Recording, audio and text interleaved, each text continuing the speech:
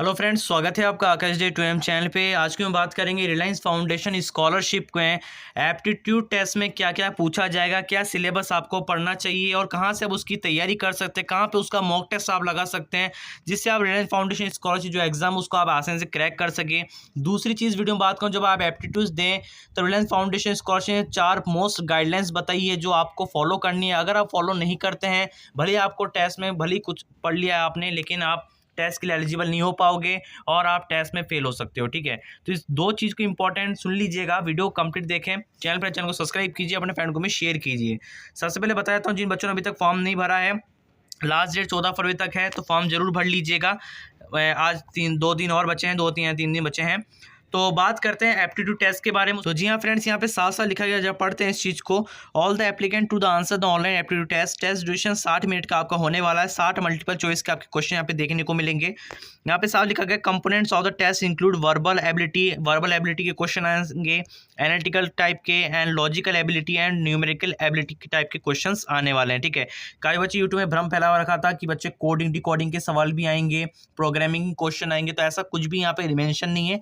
जो चीज़ मेंशन है मैं वो आपको बता रहा हूँ। यहाँ पे जो चीज़ को आपको तैयारी करनी है उस चीज़ को आप तैयारी कीजिए, फालतू के अफवाह में मत पढ़िए फ्रेंड्स, क्योंकि इसमें जो चीज़ लिखा गया वही आपसे पूछा जाएगा। ठीक है, तो इस बारे में मैं आपको बताने वाला हूँ, तो वीडियो को कंप्लीट देखें। तो जी हाँ फ्रेंड्स, मैं आपको बता रहा हूँ क्या क्या चीज़ आपको पढ़ना चाहिए, पहले सुन लीजिए उसको। ठीक है, कॉपी पेन अपने हाथ में रखिए फ्रेंड्स।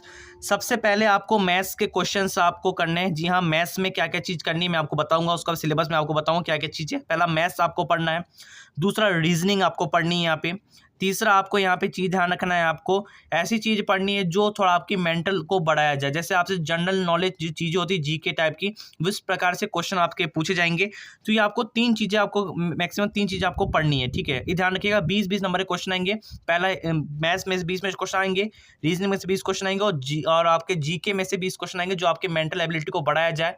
ठीक है, तो ये आप मिलके आप यहाँ मान लीजिए 60 क्वेश्चन आपके पूछेंगे, 60 नंबर का आपका होने वाला है। अभी मैं आपको सिलेबस बता देता हूँ मैथ्स का क्या सिलेबस है फ्रेंड्स। तो जी हाँ फ्रेंड्स, हम इसकी वेबसाइट पे आ चुके हैं। आप देख लीजिए examweather.com, इसका जो लिंक है मेरे टेलीग्राम बॉक्स में मिल जाएगा। टेलीग्राम को ज्वाइन करें, लिंक आपको कमेंट बॉक्स में पिन मिल जाएगा। ठीक है, इस वेबसाइट पे आपको आ जाना और स्टार्टिंग में आपको ये मिलेगा general MCQ question for practice set आपको मिल जाएंगे, जिसमें एप्टीट्यूड टेस्ट होगा, रीजनिंग के होंगे, डाटा इंटरप्रिटेशन और इंग्लिश। ठीक है, डाटा इंटरप्रिटेशन का मतलब हो गया आपका डीआई होता है, जो मैथ्स में आपका डीआई कहलाता है, और जनरल नॉलेज चीज़ें। ठीक है, तो आपको यहाँ पे एप्टीट्यूड टेस्ट जो दिख रहा है, आपको इस एप्टीट्यूड टेस्ट पे आपको क्लिक कर लेना है फ्रेंड्स। जैसे मैंने एप्टीट्यूड क्लिक कर लिया, आप देख सकते हैं, नीचे स्क्रॉल करता हूँ, यहाँ पे अर्थमेटिक मतलब मैथ्स के कुछ क्वेश्चंस यहाँ पे आ चुके हैं। इसको आप प्रैक्टिस कर सकते हैं, जिसमें देख ली मैथ्स में सिलेबस क्या है, एवरेज क्वेश्चन रहेंगे, इंटरेस्ट बेस, नंबर सिस्टम, आपका परसेंटेज, प्रोग्रेशन, जो आप 10 लेवल तक पढ़ चुके हैं उसी टाइप के क्वेश्चन आएंगे, बस मल्टीपल चॉइस क्वेश्चन है जो ट्रिक से सॉल्व होते हैं।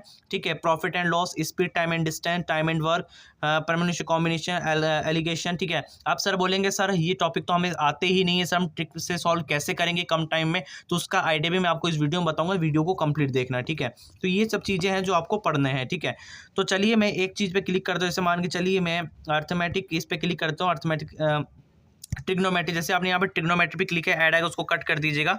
तो ट्रिग्नोमेट्री अगर आपको सवाल करना है, मैं सबसे पहले रिकमेंड ये करना चाहूँगा, अभी आपको ट्रिग्नोमेट्री पे नहीं जाना है। आपको स्टार्टिंग में जैसे परसेंटेज हो गया, आपका नंबर सिस्टम हो गया, ठीक है, आपका एससीएम एलसीएम आपका हो गया, तो उस पर आपको जाना चाहिए। ठीक है, द मिनिमम वैल्यू ऑफ, ये देख सकते हैं इसमें, इसका चीज़ अगर आपको नहीं पता, ट्रिग्नोमेट्री में सॉल्व नहीं पता है, तो ये देखिए जो भी आप आंसर देंगे यहाँ पे लिखा रहेगा आंसर एंड सॉल्यूशन, नीचे लिखा रहेगा। तो ये देख लीजिए आंसर एंड सॉल्यूशन भी आ चुका है इस बच्चे का, let's x 2 sine theta square, आप देख सकते हैं यहाँ पे चीज़ें, तो ये आ चुकी सॉल्यूशन बेस बन के। ठीक है, तो अगर आप स्टार्टिंग में ये कहना चाहो, अगर आप फ्रेशर है, मैथ्स में इतना आपको नहीं पता है, पकड़ नहीं है आपकी, तो मैं आपको ये कहना चाहूँगा स्टार्टिंग में ये चीज़ें पोर्शन कीजिए आप, जैसे एवरेज हो गया, इंटरेस्ट हो गया, नंबर सिस्टम हो गया, परसेंटेज हो गया, प्रोग्रेस हो गया, रेशियो हो गया, प्रॉफिट एंड लॉस हो गया, इनको आपको करना है। टाइम एंड वर्क के क्वेश्चन हो गए, इनको कीजिए, ना कि आप ट्राइंगल्स, पार्टनरशिप, प्रोग्राम टेंस ये करेंगे तो काफ़ी ज़्यादा टाइम लगेगा। ठीक है, स्टार्टिंग में आपको ये रिकमेंड करना चाहता हूँ। ठीक है, प्रैक्टिस के लिए मैंने आपको बता दिया, examweather.com मिल जाएगा, आपको टेलीग्राम को ज्वाइन कर लीजिएगा, लिंक आपको कमेंट बॉक्स में मिल जाएगा।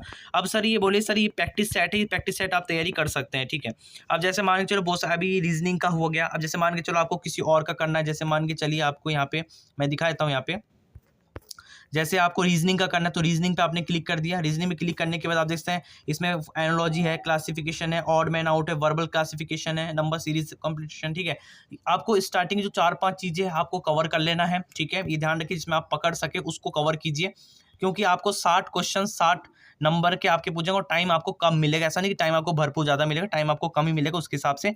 तो उसके हिसाब से आपको तैयारी करनी है। ठीक है, ये समझ में आ गया आपको। अब बात करता हूँ मैं फ्रेंड्स, अब इसकी तैयारी आप कहाँ से करेंगे। रीजनिंग हो गया, अभी आप मॉक टेस्ट आप दे देंगे। ठीक है, अब ये जो टॉपिक उसको समझने के लिए भी आपको कुछ ना कुछ चाहिए होगा। ठीक है, तो आप क्या कर सकते हैं, यूट्यूब पे आप लिख सकते हैं यहाँ पर, जैसे @24/7 जो गवर्नमेंट की जो कॉम्पिटिशन की तैयारी करवाई जाती है। जैसे आपको कोई पोर्शन समझ, जैसे मान लीजिए आपको रीजनिंग का कोई पोर्शन समझना है, जैसे मान के चलिए क्लासिफिकेशन आपको समझना है, तो आपको ये लिख देना है क्लासिफिकेशन क्वेश्चंस है ना, क्लास 10th लेवल। ध्यान रखना, क्लास 10th लेवल के आपके क्वेश्चन पूछ जाएंगे। क्लासिफिकेशन क्लास 10th लेवल है ना, कंपटीशन एग्जाम। ठीक है, ऐसे लिख देना, तो आपको यूट्यूब पे वीडियो मिल जाएगी, उसको देखिए, समझिए क्लासिफिकेशन कैसे कैसे क्वेश्चंस आपको आएंगे। फिर उसके बाद यहाँ पे आके आप मॉक टेस्ट लगा सकते हैं, किस प्रकार से क्वेश्चन आपके रिलायंस फाउंडेशन एप्टीट्यूड में पूछ जाएंगे, यहाँ से आपको पता लग जाएगा। ठीक है, ये बात समझ में आ गया। अब बात करता हूँ फ्रेंड्स गाइडलाइंस के बारे में। गाइडलाइंस क्या है, ठीक है, उसके बारे में बात तो जी हाँ फ्रेंड्स, दोबारा कॉपी और पेन अपने हाथ में रखिए। जो गाइडलाइंस बता रहा हूँ उसको कॉपी और पेन में लिख लीजिए। ठीक है, सबसे पहली गाइडलाइंस मैं आपको बता देता हूँ। सबसे पहली गाइडलाइंस है, आपको जब भी अपना टेस्ट देंगे आप हमेशा आपके जो 5G या 4G आपके पास केबल होना चाहिए। 5G 4G का मतलब है कि आपके पास ब्रॉडबैंड लगा हुआ होना चाहिए। अगर आप सोच रहे हैं कि हम USB से कनेक्ट कर लेंगे, मोबाइल से कनेक्ट कर लेंगे, तार लगे कनेक्ट कर लेंगे, ठीक है, हॉटस्पॉट चला लेंगे मोबाइल का, तो ऐसा आपका नहीं होने वाला है। ध्यान रखिएगा, आपको ब्रॉडबैंड 5G या 4G का आपको नेटवर्क कनेक्शन होना चाहिए, ब्रॉडबैंड आपका होना चाहिए। ठीक है, दूसरी बात, आप जब टेस्ट देंगे तो आप कंप्यूटर या लैपटॉप में ही दे पाएंगे, अन्यथा मोबाइल वगैरह में आप नहीं दे सकते। ठीक है, ध्यान रखिए, मोबाइल को डेस्कटॉप मोड पे ओपन करके बिल्कुल नहीं, जैसे टेस्ट कैंसिल हो जाएगा। ठीक है, और जब भी टेस्ट दे, तीसरा, जब भी आप टेस्ट देंगे, आप जो कैमरा होगा आपका जो वेब कैमरा होगा वो ऑन होना चाहिए। ऐसा नहीं कि वो बार बार ऑफ हो रहा है, ऑन हो रहा है, ऐसा नहीं होना चाहिए, कैमरा हमेशा ऑन होना चाहिए। 3 चीज़ ध्यान रखिएगा। चौथी चीज़ इंपॉर्टेंट है, अगर आप एक कमरे में बैठे हैं, टेस्ट दे रहे हैं और चाहते हैं कि आप दूसरे कमरे में जाना चाहें, तो आप बिल्कुल नहीं जा सकते। जिस कमरे में बैठे हैं उसी कमरे में सिटिंग होके आपको टेस्ट देना है। 60 मल्टीपल चॉइस के क्वेश्चन आपको आंसर देने हैं। ठीक है, 4 चीज़ हो गई। 5वीं चीज़ मैं आपको बताऊँ तो 5वीं चीज़ इंपॉर्टेंट है, आपको टेस्ट देते समय कुछ चीज़ें आपको गलती नहीं करनी, जैसे कि फ्रेंड्स आपको बार बार पीछे मुड़ के नहीं देखना है, जैसे कि बार बार आपको आगे पीछे नजरें नहीं घुमानी है। आपका फोकस बिल्कुल कंप्यूटर पे होना चाहिए, वेब कैमरा पे होना चाहिए। क्योंकि ये सारा चीज़ें आपका AI मशीन के द्वारा किया जाएगा। उनको अगर लगा, AI को अगर लगा मशीन के द्वारा कि आप इधर उधर अपनी आंखें फेर रहे हैं, ये चीज़ है, तो आपका टेस्ट डिस्क्वालीफाई हो सकता है, आप टेस्ट से बाहर हो सकते हैं। ठीक है, तो लास्ट डेट 14 Feb तक है, तब तक लास्ट डेट है, फॉर्म अप्लाई कर लीजिए। टेस्ट के बारे में कोई भी अपडेट आता है, टेस्ट कब है, एग्जाम कब है, तो आप पढ़िए, तैयारी कीजिए। मैं आपको मॉक टेस्ट का तरीका बताया। टेलीग्राम ज्वाइन कर लीजिए, चैनल को सब्सक्राइब कीजिए।